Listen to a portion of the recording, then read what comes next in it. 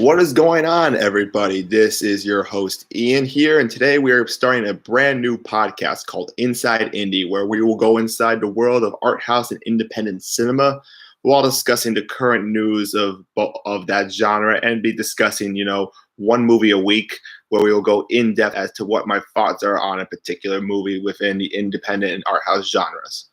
So now, if you're wondering if I'll be talking about any mainstream movies or any movies that are on top of the box office, this isn't really the podcast to do so. I may do it in the future if it's really requested by you viewers, but otherwise we'll be sticking to, the lesser known films. Foreign films and documentaries are allowed in this podcast, but for the most part, it'll be indies and art house films. Okay, so today's first, for this pilot episode, we will be discussing the most recent Venice Film Festival that happened. Now, there's been a lot of hype surrounding around this festival over the past couple of weeks. And there's one particular reason why. So last year, The Shape of Water did win the top prize known as the Golden Lion. That would end up winning Best Picture. And that's usually a rarity to happen since, most films that win the Golden Lion, don't go on to get Oscar nominations, nevertheless a Best Picture nomination. The last time that happened was 1948's Hamlet, starring Laurence Olivier. So taking a look at the winners for this year's festival, we're going to start from the special for the best young actor or actress, and that went to Baikali Ganabara. Hopefully I'm pronouncing that right, from the film The Nightingale, directed by Jennifer Kent, who did The Babadook from a couple of years ago, 2014, I believe it was. And speaking of which, the special jury prize went to The Nightingale, believe it or not, by Jennifer Kent. Now, in terms of award success, I'm not sure if this film's going to have much of a chance, but overall, this is a good look for Jennifer Kent since she is an up-and-coming film star. The Babadook has been a hit amongst many horror fans. I did watch part of it. I am going to do a full review eventually, but for right now, I think this is a good sign for Jennifer Kent, especially in an age where, there needs to be more female directors representations in Hollywood right now. All right, now for the best screenplay, that went to Joel and Ethan Coen for their film The Ballad of Buster Scruggs, which is going to be on Netflix. Let me see when that's going to be coming out. Now, this is interesting that the Coen brothers have a new film coming out because normally it'd be very hyped up, but I guess they're taking a little more of a low-key approach for this one, especially since their screenplay for Suburbicon did not do so well. Okay, so The Ballad of Buster Scruggs, that's going to be coming to Netflix November 16th, so be on the lookout for that. And it'll be starring Tim Blake Nelson, Liam Neeson, James Franco, Zoe Kazan, Tom Waits, and Tyne Daly, so that's going to be interesting. They're also directing the film too, by the way. Okay, next for the Best Actor Award, or as they like to call it, the Copa Volpi, they gave it to Willem Dafoe for At Eternity's Gate. Now, At Eternity's Gate, I think, is about Vincent van Gogh, and it was interesting because there was a Vincent van Gogh-based film last year called Loving Vincent, which I absolutely did adore. It was one of my favorite animated films of 2017. And Willem Dafoe, he's been getting a lot of good recognition, especially from his last year's work, The Florida Project. At Eternity's Gate, let's see when that's coming out. Because that could be, a Best Actor nomination right there at the Academy or Golden Globes. Oh, it's coming out November 16th, I believe. So be on the lookout for that anytime soon. Next, we have the Copa Volpi, which is for Best Actress, and that is Olivia Colman in The Favorite. Now, we're going to be discussing about The Favorite a little bit later on in this podcast. But for right now, Olivia Colman, congratulations to her for winning this award. There's been a lot of big buzz around her, getting the Best Actress or Best Supporting Actress role because The Favorite does not really have a lead actress. So, yeah, we'll see what happens with her. Now, again, I want to save all my thoughts for The Favorite a little bit later. Again, none of these films I've seen yet. I am going to see them as time goes on since they've not been released in the United States as of late. But come October, November, even December, you will see more reviews coming out of that from my camp. Okay, now for the Silver Lion or the Best Director Award, that goes to Jacques Audiard. I believe I'm saying that right. I'm not sure. From his film The Sisters Brothers, which is his English language debut starring Joaquin Phoenix and John C. Reilly. Hold on, we're going to take a brief moment right now for a break, a brief commercial break.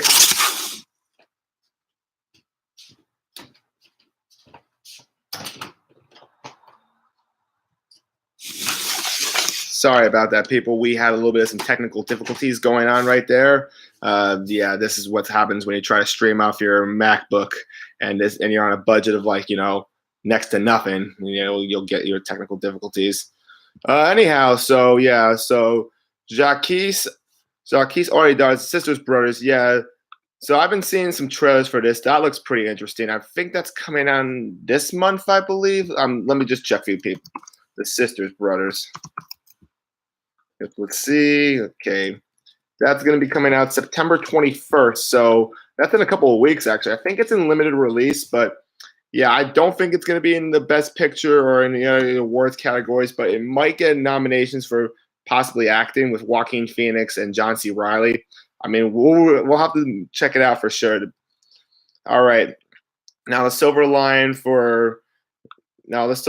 Award for Best Director, I believe it goes to the Grand Jury Prize, I meant to say, which is like second place at Venice, goes to Yorgos Lanthimos for his film The Favorite. Now, again, I'm going to save my thoughts on that for a little bit. Again, congratulations to Yorgos, one of my favorite directors in the industry. And finally, for the Golden Lion Award, it was given to Roma, directed by Alfonso Cuarón. Now, this is where I'm going to start to talk about the actual films that premiered at Venice and what I think is going to be real contenders for this year's award season. So first of all, Roma winning the Golden Lion is a pretty good sign that it's going to be taken seriously, especially since Shape of Water won last year and started a whole new trend of it. But it goes even back further than that. So you see, back in 2014, Birdman premiered at the Venice Film Festival, and that ended up winning Best Picture. It didn't win Golden Lion, but it started a precedent, really, along with Spotlight premiered at Venice. And La La Land premiered at Venice, which, while it didn't win Best Picture, it did garner a lot of press and a lot of good coverage. So Venice has become something that's really been taken seriously over the past few years now. And with Roma winning the Golden Lion, this is a very good sign that Netflix has done something right here. Now, the film is going to be released on Netflix in the United States on December 14th, although it is doing a limited theatrical run just so it can qualify for the Academy Awards. It'll most likely be in Los Angeles, New York, and a few other cities, but I expect it to be on Netflix. Now, Roma, I've been hearing a lot of good press about from Venice, outside of Venice, and I think this film is probably going to be in the top 5 for Best Picture contenders. So again, I would watch out for this film if I were you. I haven't heard this much good press about a film since probably 12 Years a Slave, because I don't really see any other competition right now for Roma. Maybe Black Klansman, maybe First Man. Hold on, technical difficulty here.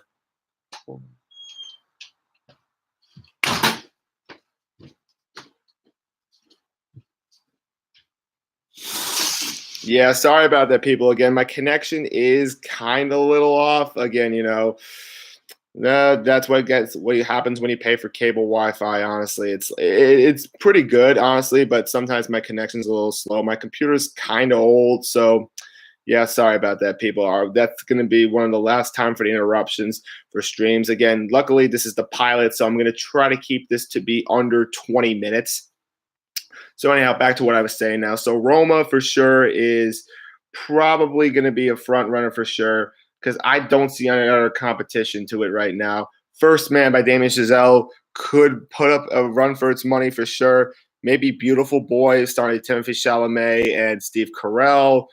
I think the other films that are going to give Roma a hard time is The Favorite, directed by Yorgos Lanthimos, since this is Yorgos' really first crack into trying to be sort of mainstream. I mean, when I mean by mainstream, I'm not like Star Wars or anything like that. One writer in Variety said he could direct Star Wars. Bullshit. He's not going to direct Star Wars because it's not his style. But I'm a little concerned about The Favorite because Yorgos Lanthimos is not involved in writing the script. He is producing and directing it, of course, but he's not going to be writing it. But the film has gotten really good press with Olivia Colman, Rachel Weisz, and Emma Stone in the project. So hopefully Yorgos is going to really, produce a quality product come November 21st. And Fox Searchlight's behind this project, so I am confident in it for sure. And next, you got another film that I think that has been garnering a lot of buzz and that I would have never expected to be in the Academy running. That is A Star is Born, which is the remake directed and starring Bradley Cooper and Lady Gaga. Now, this film has been getting so much buzz lately, and it's just almost insane. Now, do I think it's going to win Best Picture? Probably not, but it certainly is going to give Bradley Cooper and Lady Gaga chances to probably get in the acting categories for sure. Maybe Bradley Cooper even for directing, but it's going to put pressure on Roma for sure. Then again, with Alfonso Cuarón behind the camera now, it's going to Bradley Cooper should be concerned about his film competing against Roma. Now, Roma's probably going to win Best Foreign Language unless Shoplifters or Capernaum from Cannes, end up having really good runs. If Magnolia and Sony Pictures Classics put in a lot of money into those films, which they may not, who knows. But Netflix, I think Netflix is really trying to push, Roma this time because they really want some Oscars besides, documentaries or maybe like some short film categories or whatever. Now, I think the reason why Roma has so much of a push now is that it was originally supposed to premiere at Cannes earlier this year, but since of Cannes' policy of no Netflix films, essentially, they moved it to Venice, and it's been garnering a lot of good press there. So yeah, watch out for Roma, guys. If I were you, this would be the film that's going to be the hot one of this festival season. And there are other films I could talk about too, but I'm going to save them for my Toronto for next week's podcast when I go about Toronto. Okay, so that is all I have to say about Venice for right now. If you guys have anything to say about Venice, let me know in the comments down below, and I would like to hear your thoughts. So now for this week's video, we're going to be diving into the film, into one independent or art house feature film that I saw over this past week, and it was a film called Little Stranger, directed by 2015 Best Director nominee Lenny Abrahamson, who directed the film Room. No, not The Room. Room starring Brie Larson and Jacob Tremblay. And while that film was a spectacular piece on grief, hostage situations, and about emotional abuse, I feel like with The Little Stranger, I felt like it had almost none of those qualities, but it had some decent acting. Now let's go into specifics here. So for those of you who don't know what the film's about, it's about this doctor played by Domhnall Gleeson who goes into this like post-World War II English mansion to take care of this one family. However, when he's in that mansion, he realizes that there is some like sort of an evil spirit taking over the mansion, and he sort of has to try to figure out what's going on, while at the same time dealing with some family drama with that the family he's taking care of. Now, you would think that this would be an interesting concept, a ghost kind of a film taking place in post-World War II England. This would be pretty fascinating, especially with someone like Domhnall Gleeson leading the movie. Sadly, it is not. It is boring. It is slow. It is dry. It is just so. The one word I can really best describe this film is bland. There is pretty much no development of the horror that it takes place throughout. Like it's so stretched. It's so sparsely placed, and it's so underdeveloped when it's used that it almost is. It's not even scary. It just feels like, why is it even here? You might as well make this a period drama, not a period drama horror. Another thing is that a lot of the dialogue in the film just feels like it was just lazily written. Not much effort was put into it. I feel like when it comes to Lenny Abrahamson's direction, I feel like he just wasn't given much to work with in terms of the script. I mean, luckily when in 2015 he had Emma Donoghue, the writer of the original book Room, to work off of, and plus he had great performances from Brie Larson and Jacob Tremblay, which helped out a lot. And I feel like Abrahamson really tried to go for more of an authentic indie look. With The Little Stranger, on the other hand, I just feel like he just really didn't care that much about putting in the effort to like make something of it own. It just felt like a period drama with some horror elements slapped onto it. Because the trailer did look somewhat interesting, but the fact that they just made it less scary than what they intended were to go for it just made it such a chore to watch. The movie's only an hour 40, but it felt like 2 hours at many points. And the music in the movie that's used is forgettable, generic. The costumes are standard period piece costumes, nothing special to look at. The jump scares are tacky. They're worse than some of like something like I don't know, Truth or Dare, just to say that, and that's saying quite a bit. But I would say the film's not completely terrible. Domhnall Gleeson and the rest of the cast really do provide really strong performances. I feel like a lot of them, maybe with the exception of a couple of performances, they put in their best. Charlotte Rampling does give a really good performance in this film. Sadly, she's not that much in the movie, but she does provide, a good veteran lead, a good veteran status to a much needed dry. Just see, I don't even want to put the effort into this film. It just has nothing of substance that I could really praise it for, other than the acting. But the reason why I don't think this film is horrible because it's so bland. It's like not insulting in a sense. It's just there's nothing really to get angry about. It's just like, okay. It's like the definition of mediocre in a sense. Like the writing is not awful. It's just okay. The music is okay. The direction is okay. It's nothing really like I want to go into this film deeper, but there's not much to work with honestly here. So, but have any of you people seen the film The Little Stranger? Let me know in the comments down below. And if you guys would like to suggest a film or a topic for me to discuss in the next podcast, let me know in the comments below. So yeah, that is about it for this week's podcast. Next week, we'll be discussing the Toronto Film Festival. And for next week's podcast, I haven't yet decided what film I'm going to see. I'm probably going to see The Wife starring Glenn Close, as she has been getting a lot of praise for her performance. So I will let you guys know my thoughts on that film. And until again, this is Ian signing off, and I will see you people around.